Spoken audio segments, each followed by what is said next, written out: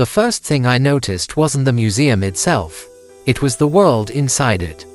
The employees were already moving about. A tall man in a gray coat adjusting display cases, a woman with hair streaked silver cataloging a ledger, a younger man walking slowly between rooms, inspecting items as if they might snap under his gaze. They didn't speak to me, only glanced over occasionally, and I assumed that was normal for the first day. I watched from my post at the counter and saw objects that seemed ordinary, until they weren't. A teacup sat on a pedestal, steam curling endlessly from its empty interior. A visitor spilled coffee on the floor, and it began forming words across the liquid, words no one spoke aloud. She screamed and stumbled back, clutching her head. A mirror reflected the room, but not completely.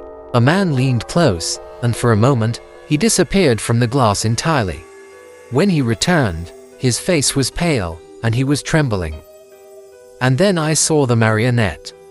Small, cedar wood, arms stiff at its sides, a crooked painted grin, and eyes that watched.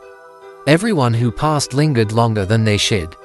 Some whispered, some laughed quietly, others left in tears. I've seen worse here, objects knocking over their own stands, paintings scratching at their frames, and a music box that screamed, loud and human-like, until the curator covered it with his hand and muttered something under his breath. And yet the marionette never moves. It just watches. I don't know why I was chosen to be here. I don't know why some things seem to notice me more than anyone else. But I am patient, I am observant, and I am learning.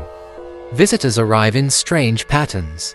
Some wander slowly, reading each plaque carefully. Others move with purpose, heading straight to one item and standing there for minutes, whispering to themselves.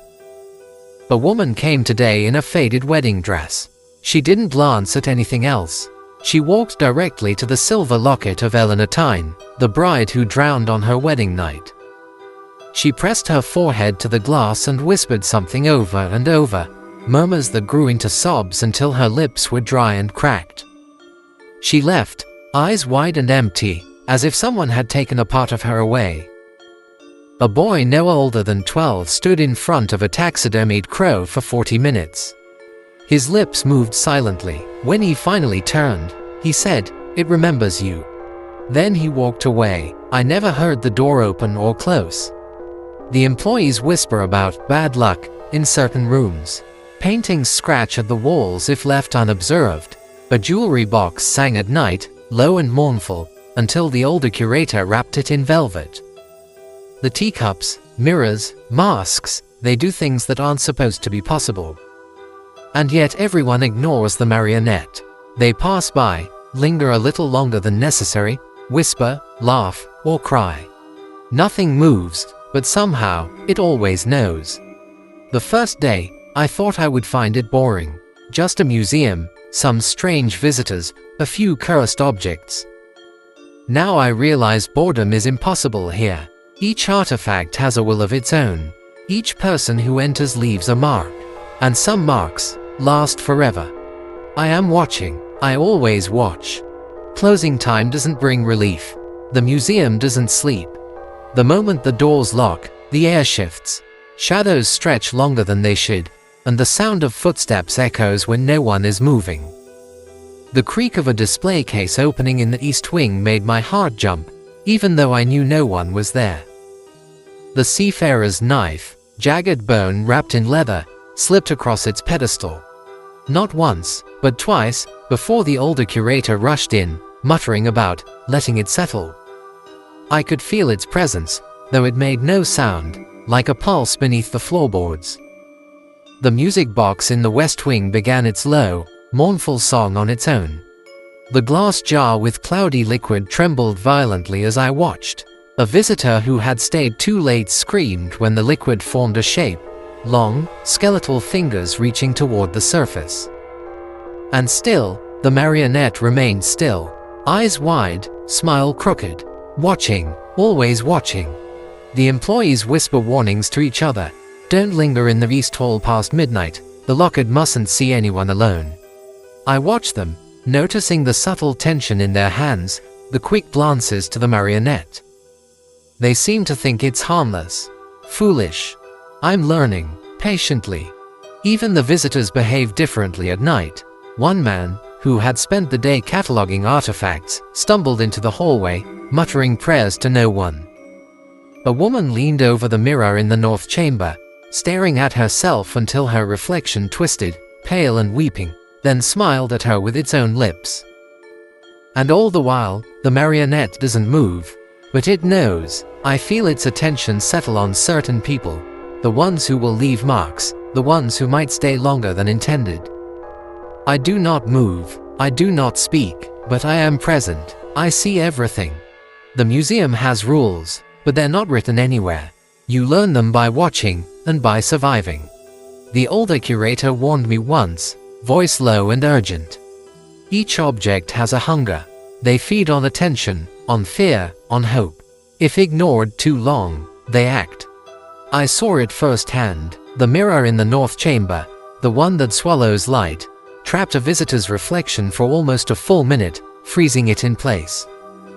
When it returned to normal, the visitor was trembling, his hair damp with cold sweat, eyes darting around the room as if invisible hands were following him.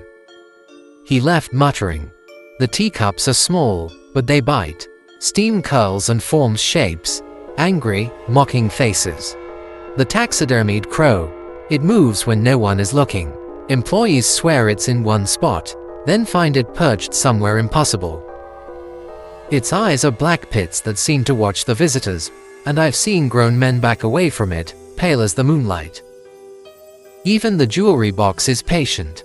It hums, waits, and then when someone opens it without permission, a voice, sharp, thin, unhuman, hisses in their ear. One employee fainted, another refused to return for a week. And the marionette. Always still, always silent, always watching. People come and go, their fears and mistakes feeding it.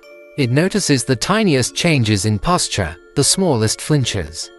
I watch it, I watch them, I see everything. Sometimes I think the objects notice me differently than the others. A glance too long from a stuffed animal, a shadow that lingers in the corner, and I feel it. Not pain, not hunger, something else, interest, recognition. I am learning, patiently. It was the first time I felt unease watching someone close to me.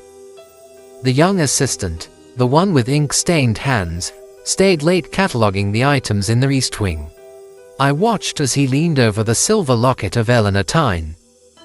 His fingers trembled. He whispered something under his breath. The locket rattled. A faint laugh echoed inside the case. He jumped back, eyes wide. Then the teacup spilled on its own, and the steam formed a face that screamed at him. He ran from the room, tripping over nothing, and I saw him collapse in the hallway. The crow hopped silently onto the display beside him, tilting its head, watching. He didn't get up, not until the next day, pale, mumbling about voices calling from the walls. The mirror in the north chamber is no longer polite.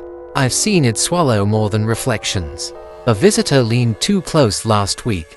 His reflection stayed behind for nearly a minute. When it returned, his eyes were black at the edges, and he whispered to himself for hours afterward. No one touched him, no one had the power to explain it, but he came back, broken. Even the jewelry box has grown bolder. The older curator caught it vibrating once, singing in a voice like a blade scraping stone. He slammed it shut, but I could feel it thrumming against the glass, trying to reach past the case.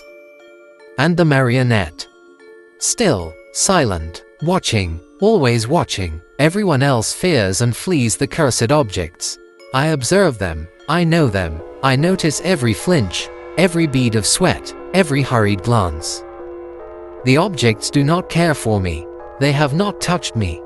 Not yet. I am learning, patiently. The museum hums differently when everyone leaves. The hallways grow heavy, the shadows stretch, and the artifacts, they wait. But I notice something no one else seems to. The marionette doesn't merely exist. It observes, it evaluates, it remembers.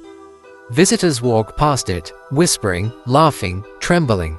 Some do all three in the same moment. Employees glance at it and shrug as if its gaze were nothing more than a painted mask. They do not realize the weight behind those eyes. I watch every movement, the tilt of a head, a slight twitch in a finger, a visitor shifting nervously from foot to foot. I catalog it all. The objects around me feed on fear and attention. Some I record in my mind, others I watch just to see how they behave under scrutiny. The music box begins its low, mournful song in the west wing.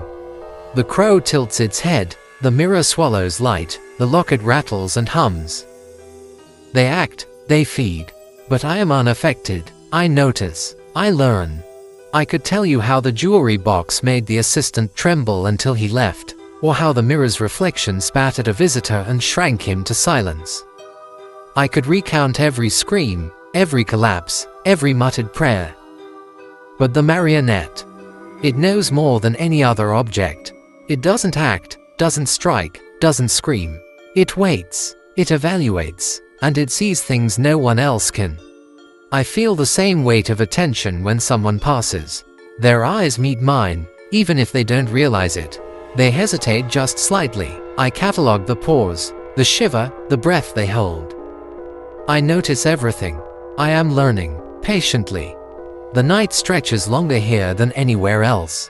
Time becomes a whisper. Footsteps echo where there are none. Objects act without command.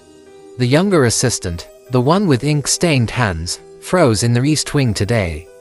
His eyes were wide, fixed on the teacup that no longer steamed normally. The liquid inside bubbled, dark as blood, and formed letters he could not read. He shouted, stumbled backward, and slammed into the crow. It did not move from its perch, yet his fear was palpable. And yet, no one touches the marionette. Not the visitors, not the employees, not even the curator. It sits in the west wing, small, cedar wood, arms stiff, eyes catching the dim light. Everyone notices its presence, but no one suspects it could be more. I catalog everything, every tremor of fear, every flinch, every whispered curse. The objects feed, they strike, they leave marks. And I watch. I see, I remember. Sometimes I wonder if the objects notice me noticing them. Perhaps they do. Perhaps they recognize what I am, what I always have been.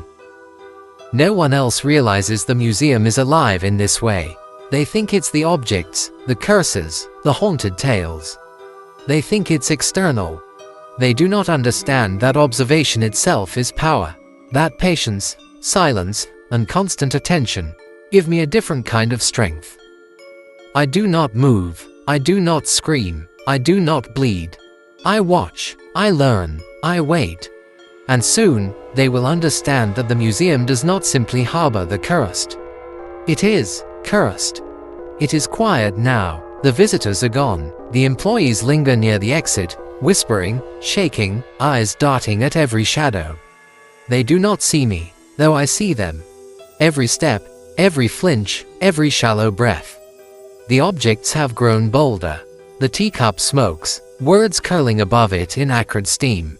The mirror twists reflections into impossible forms. The jewelry box hums like a thing alive, waiting. The crow tilts its head, watching, listening. And yet, all attention returns to me. The marionette in the west wing. The small cedar figure with its crooked grin. The eyes that catch the dim light and hold it. It does not move, yet it observes. Always. And now, I understand. I am it. I have always been it. Every catalogued fear, every whispered prayer, every tremor and stumble I've recorded, I have felt them all from this place, and yet I could not act. I was patient, I was silent, I was still, but I watched. The museum is not alive without me. It breathes through my attention, strikes through my observation, waits through my patience. Every object, every cursed item, is bound to the same rules I follow. We exist, we wait, we watch. The employees think they are safe because I do not move. They think they are powerful because they touch, they run, they scream. But I am here. I am present. I see everything. I am learning, always. And when the museum is empty, When the night is deepest, when the shadows stretch longest, I smile. Not a human smile, not a fleeting thing, a permanent, crooked grin carved into cedar and paint. A grin that watches. I am the Marionette. And I have always been waiting for you. Thank you for hanging around until the end of our tale. Every view is appreciated. If you have enjoyed it, please hit that like button and considering commenting and subscribing.